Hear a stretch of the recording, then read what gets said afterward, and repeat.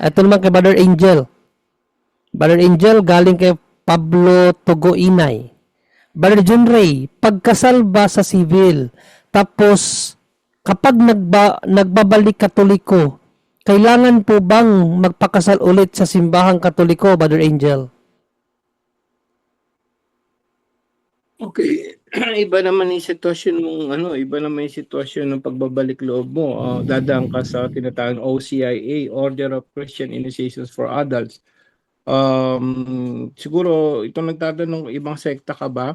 So kung ibang sekta ka, dadaan ka sa talaga sa dati RCIA, parang ikakatikais ka muna, no? Marami ka pang may proseso 'yan. Kung galing kang ibang sekta ngayon, kung ikaw naman ay dating Katoliko, all you need to do is to confess. No, ang pinag-uusapan kasi diyan religion muna. So do sa sacrament naman of matrimony mo, kapatid, iba naman sitwasyon 'yon. So bago kayo ikasal, natural kailangan mo muna bumalik sa Katoliko. Kung gusto mong magpakasal sa simbahang Katoliko, gusto mong dumaan sa sacrament at matrimony, kailangan ka muna maging Katoliko talaga. Mauuna yon. Hindi ka pwede ikasal kung hindi ka naman Katoliko eh. So mauuna talaga yung kailangan ka muna magkatoliko dahil gusto mong magpakasal sa simbahang Katoliko, of course. Kailangan mauuna yon. Kailangan mabaptize ka muna doon. Dadaan ka sa Order of Christian Initiation for Adults na tawag doon. No? Process yun, proseso yun sa mga ibang sekta, kapatid. Dadaan ko muna doon, magkatoliko ka, and then, saka mo yung ang kasal nyo kung civil na, ang itatawag doon convalidation na lang. Kasi valid na yun sa mata ng gobyerno no po?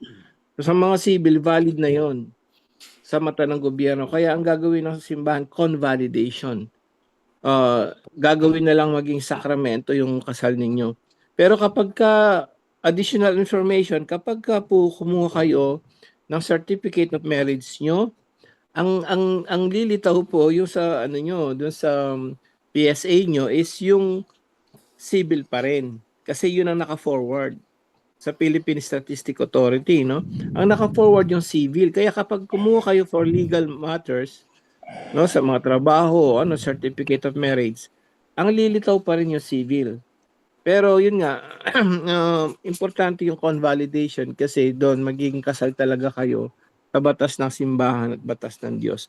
Mauna muna yung convert to Catholic, dadaan ka doon sa proseso ng simbahan, and then saka ka magsabi na gusto niyo magpakasal sa simbahang Katoliko.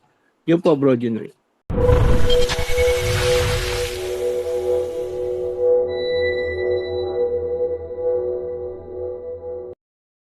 So, the question is, Brother John Ray ask lang po, ano ang religion ng mga Muslim country? Noong gayong naunam naman ang Catholic and follow up, may mga Katoliko ba sa mga bansang iyan? Thank you so much. Ang tanong mo no kung ano ang relihiyon ng mga Muslim bago sila Muslim country noong gayong nauna naman ang Catholic. They are pagans. Tinawag yan na ano yung relihiyon na yan, yung mahilig sa mga anito-anita. Aminism ba yun?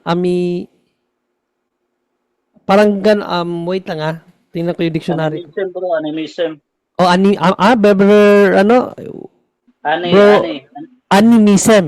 animism, no? Isang paniniwala. Tingnan ko na lang yung definition para hindi tayo maano. Okay. Ito kasi yung mga paniniwala, mga tao na may paniniwala ba? No, iba kasi yung walang kinikilalang Diyos, no? Sa mga kumikilala ng iba-ibang Diyos. So magkaiba po 'yon. Animism yun, no? Sabi dito, animism. Ayun, animism, a term once widely applied to the belief of less developed peoples that certain plants and material objects have a spirit or soul of their own. So ito isa sa mga paniniwala nila ito. Pero most of them naniniwala din sila sa mga Diyos-Diyosan. So ang ano kasi ang pagiging Muslim nabuo lamang ng konsepto na yan ni Muhammad around 7th century. So meron ng 700 years na namamayagpag ang simbahang Katolika bago lang umusbong yan. So kung tanong mo mayroon na bang mga Katoliko sa mga lugar na yan, I assume yes, no? Kasi kung titingnan natin ang aral kasi ni San Pablo taga Roma in Romans 1:7 and 8, kapatid na cute ng bagyo, ito kasi ang aral ni San Pablo. Sa panahon pa lang ito ni San Pablo So ang tandaan natin ang Muslim na organized lang sila around 7th century. So 700 years nang namayagpag ang simbahan. So sa very first decades ng pangaral ng simbahan, ito ang sinabi ni St. Paul, no, sa kanyang sulat sa taga Roma. Sa inyong lahat na nasa Roma, mga minamahal ng Diyos at tinawag upang maging banal, sumainyo nawa ang pagpapala at kapayapaang mula sa Diyos na ating Ama sa Panginoong Jesucristo. Una sa lahat, nagpapasalamat ako sa aking Diyos sa pamamagitan ni Jesucristo dahil sa inyong lahat, sapagkat ang inyong pananampalataya ay balitang-balita sa buong daigdig. So, balitang-balita na ang pagiging Catholic faith sa panahon pa lang ni St. Paul. So, how much more sa 2nd century, 3rd century, 4th century, 5th century, 6th century, bago pa ang 7th century. No, so 7th century diyan pa nag-umpisa ang Islam or ang Muslim, kapatid na cute ng bagyo. So sa tanong mo sa mga lugar na hindi pa organisado ang Muslim, tapos ano yung relihiyon nila? So Aminism, mga pagan sila, pagan religion tawag diyan, pagan religion. Naniniwala ng iba't ibang Diyos-Diyosan. May mga Katoliko na ba? I assume yes. Kasi yun kasi ang utos ni Panginoong Jesucristo sa kanyang iglesia. In Luke 24:47 kapatid, yan ang utos ni Panginoong Jesucristo So imposible naman na hindi ito sinunod ng mga taong inutusan niya, no? Sa kaniyang pangalan ang pagsisisi at kapatawaran ng mga kasalanan ay dapat ipangaral sa lahat ng mga bansa. Ano daw? Ipangaral sa lahat ng mga bansa magmula sa Jerusalem. That's why ang sagot ko, mayroon na ba mga Katoliko sa lugar na iyan bago pa na conceptualize ang relihiyong Muslim or Islam? I assume yes, meron na.